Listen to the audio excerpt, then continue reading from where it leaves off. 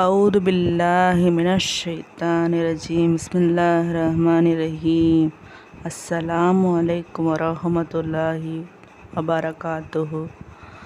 அல்லாஹ்வின் அருளை பெற்று அல்லாஹ்வை நினைவு கூற ஓதுவோம் வாருங்கள். பிஸ்மில்லாஹிர் ரஹ்மானிர் ரஹீம்.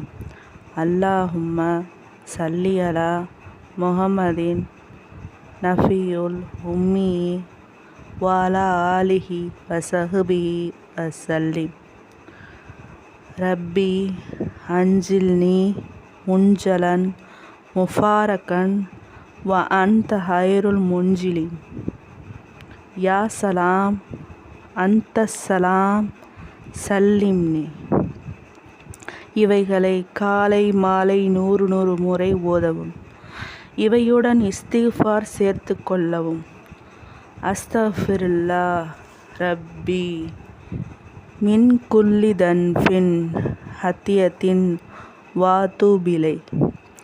அஸ்தஃபிருல்லாஹ் மிம்மா சிவல்லா வகூலு ஷைஇன் யகூலு அல்லாஹ். இன்னும் ஏனைய இஸ்திஃபார்கள்.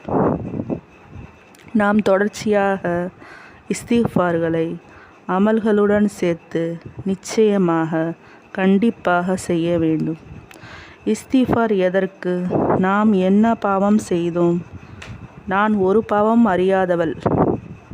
அறியாதவன் என்று ஆண்களோ பெண்களோ சொல்வதுண்டு. பல பேர் கேட்பார்கள், நாம் என்ன பாவம் செய்தோம், நாம் ஏன் இஸ்திஃபார் ஓத வேண்டும் என்று. நாம் என்ன பாவம் செய்தோம்? சிறு பாவமோ பெரும்பாவமோ எல்லாம் அல்லாஹ்வின் வசம் உள்ளது.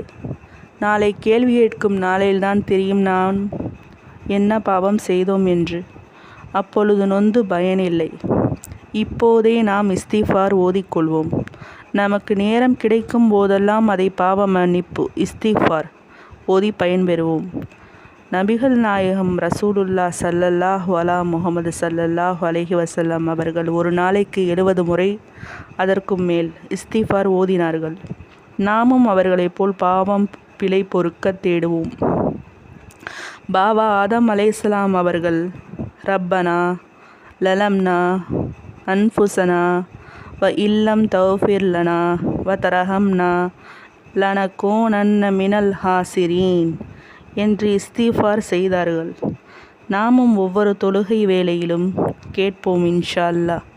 அஸ்ஸலாமு அலைக்கும் வரஹ்மத்துல்லாஹி வபரகாத்துஹு.